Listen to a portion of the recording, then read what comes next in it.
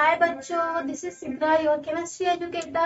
Welcome to this amazing platform Sidra G's classes. तो जैसा कि बच्चों हमने लास्ट वीडियो में अपने क्या कर लिया था, हमने अपने 3 क्वेश्चंस लिख लिए थे। बाकी क्वेश्चन मैं इसलिए नहीं करा पाई थी क्योंकि हमारी जो वीडियो थी वो बहुत लंबी हो रही थी, इसलिए ज्यादा टाइम नहीं था मेरे पास, इसलिए मैंने जस्ट 3 क्वेश्चन ही आप लोगों को करवाए थे। लेकिन आज हम बाकी के सारे क्वेश्चन कवर करेंगे, तो देखते हैं आज के क्वेश्चन कैसे हैं। तो आइए देखते हैं, ठीक है। तो पहला क्वेश्चन, फोर्थ क्वेश्चन मेरे पास ये है, एक्सप्लेन द फॉलोइंग गिविंग। इनको एक्सप्लेन करना है हमें। Saturated solution, pure substances, colloid and suspension. तो आइए सबसे पहले हम देख लेते हैं कि सैचुरेटेड सॉल्यूशन क्या होता है। तो saturated solution, the solution in which no more solute can be dissolved at a particular temperature is known as saturated solution। जैसा कि मैंने आपको अपने लेक्चर्स में बता भी रखा है कि सैचुरेटेड सॉल्यूशन क्या होता है, जिसके अंदर हम ज्यादा और सॉल्यूट नहीं डिसॉल्व कर सकते। मैंने उस टाइम पे आपके टाइम पे 5 किया था, 10 किया था, 20 किया था, लेकिन 21 नहीं हो रहा था। तो वो क्या हुआ था, हमारा जो 20 तक था वो हमारा 21 से जो हमारा सॉल्यूशन बना था वो हुआ था हमारा सैचुरेटेड सॉल्यूशन, ठीक है। तो इसके एग्जांपल्स अगर मैं देखूं तो एग्जांपल्स में मेरे पास क्या आ जाएगा, in aqueous solution of sugar का जब हम सॉल्यूशन बनाते हैं, no more sugar can be dissolve at room temperature. तो क्या होता है, एट रूम टेम्परेचर पर उसमें हम और शुगर डिसॉल्व नहीं कर सकते हैं। तो यही है हमारा एक सैचुरेटेड सॉल्यूशन। अब देख लेते हैं हम नेक्स्ट क्या है हमारा, प्योर सब्सटेंसेस।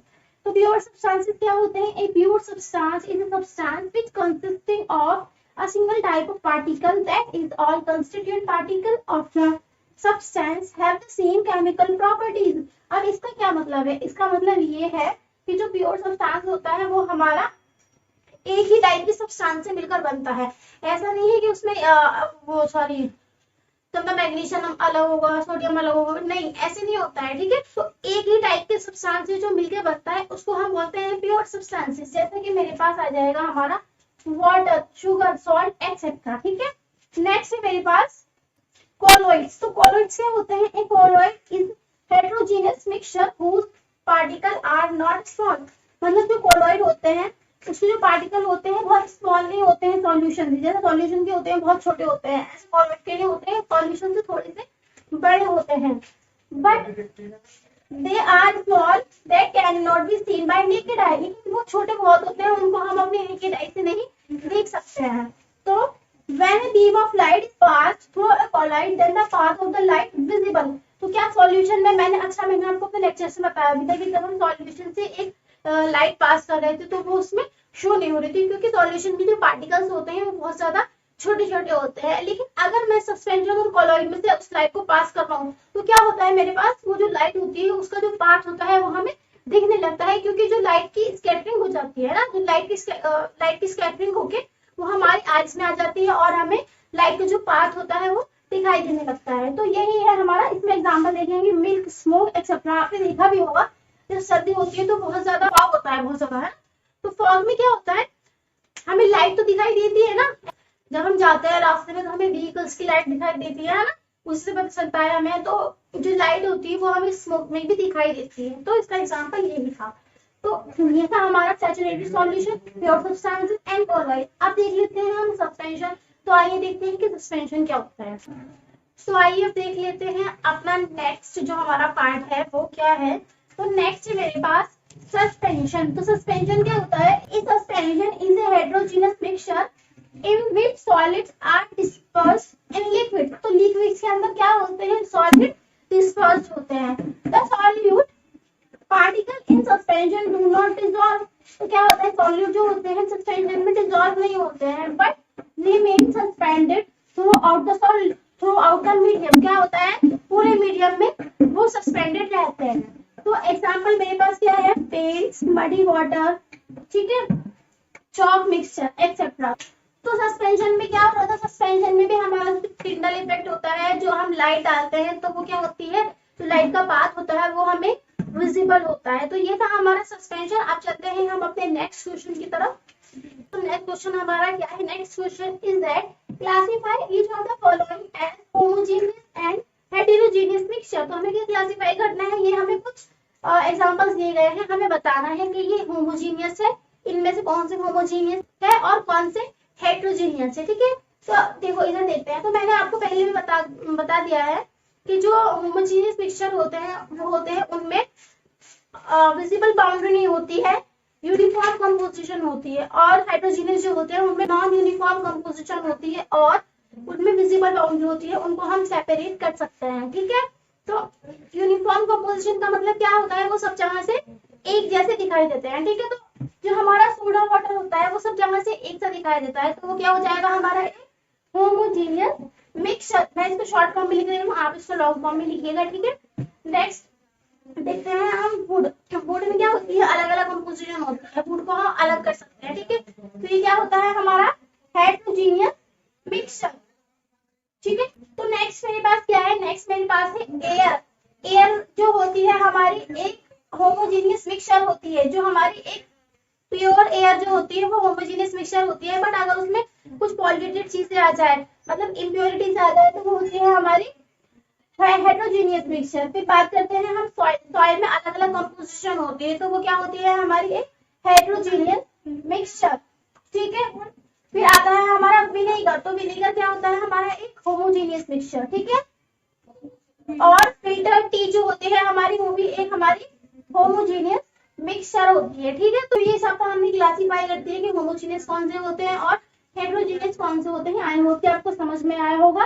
अब आप इसका स्क्रीनशॉट ले सकते हैं या इसको नोट डाउन कर सकते हैं। आई होप कि आप मेरे साथ में नोट डाउन करते चल रहे हैं, ठीक है। तो चलते हैं हम अपने नेक्स्ट क्वेश्चन की तरफ। तो आइए अब चलते हैं अपने नेक्स्ट क्वेश्चन की तरफ। तो नेक्स्ट क्वेश्चन मेरे पास क्या है, next is that how would you confirm that a colourless liquid given to you is pure. आप कैसे पता लगाएंगे कि अगर मैंने आपको कोई भी लिक्विड दे दिया है, कलरलेस लिक्विड जो कि पानी की तरह दिखता है, तो कैसे पता लगाएंगे कि आपकी वो वाटर ही है या फिर कोई और लिक्विड है। तो देखते हैं कैसे पता लगाते हैं। Take a sample of colourless liquid, take a sample of colourless liquid. सबसे पहले हमें क्या लेना है, कलरलेस लिक्विड का सैंपल लेना है। उसके बाद क्या करेंगे हम, पुट ऑन द गैस, उसको गैस पर रख देंगे। If it start boiling at 100 degree centigrade, क्या होता है जब हम उसको बॉइल करना शुरू करते हैं, तो अगर वो 100 डिग्री सेंटीग्रेड पे बॉइल होना स्टार्ट हो गया, तो वो क्या होगा, एक प्योर वाटर है, क्योंकि वाटर का जो बॉइलिंग पॉइंट होता है वो 100 डिग्री सेंटीग्रेड होता है, ठीक है। तो यहाँ पर लिखेंगे then it is pure water. Any other colourless liquid such as vinegar always have different boiling point. जो अदर लिक्विड्स होते हैं उनका, सब लिक्विड जितने भी होते हैं सबका अलग अलग बॉइलिंग पॉइंट होता है, बट वाटर का मेरे पास होता है 100 डिग्री सेंटीग्रेड। तो ये था हमारा 6th क्वेश्चन। अब चलते हैं हम आगे की तरफ। आई होप कि आपको समझ में आया होगा। तो आइए अब चलते हैं हम नेक्स्ट क्वेश्चन की तरफ। तो नेक्स्ट क्वेश्चन मेरे पास क्या है, नेक्स्ट है which of the following materials fall in the category of pure substances। ऐसे कौन से substances हैं इन सब में से जो प्योर substances की कैटेगरी में आएंगे। तो देखो पहला है मेरे पास आइस। तो प्योर substances क्या होते हैं, जो एक ही तरह की सब्सटेंस से मिलकर बने हो, उनमें कोई और सब्सटेंस ना हो। तो आइस जो होता है वो हमारा एक प्योर सब्सटेंस होता है, ठीक है। जो मिल्क होता है वो हमारा एक प्योर सब्सटेंस नहीं होता है, ठीक। आयरन, आयरन में सिर्फ लोहा लोहा होता है, वो क्या होता है, एक प्योर सब्सटेंस।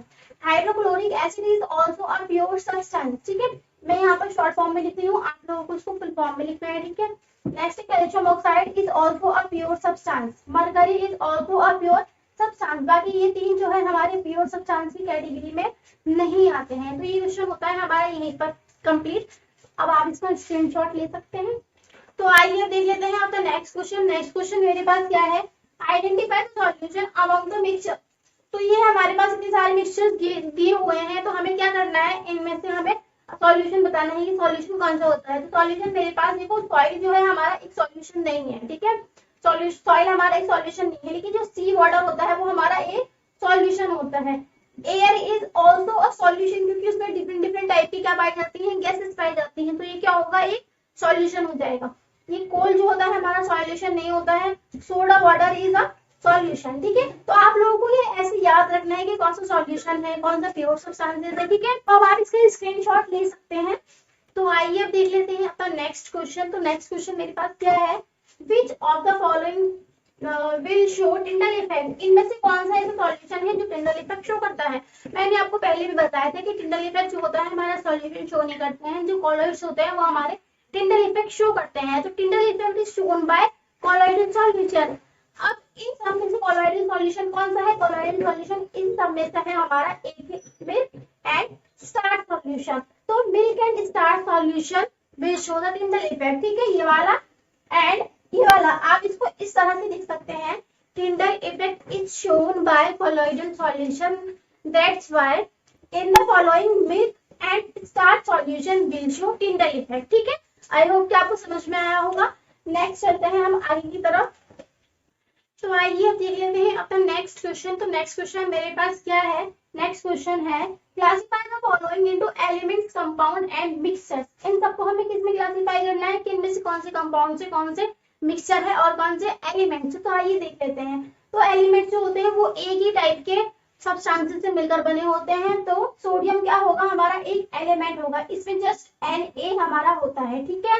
अब उसी तरह से अगर मैं सॉइल की बात करूं तो सॉइल में बहुत सारे सब्सटेंसेस होते हैं, तो वो ये क्या हो जाता है? मिक्सचर हो जाता है, ठीक है।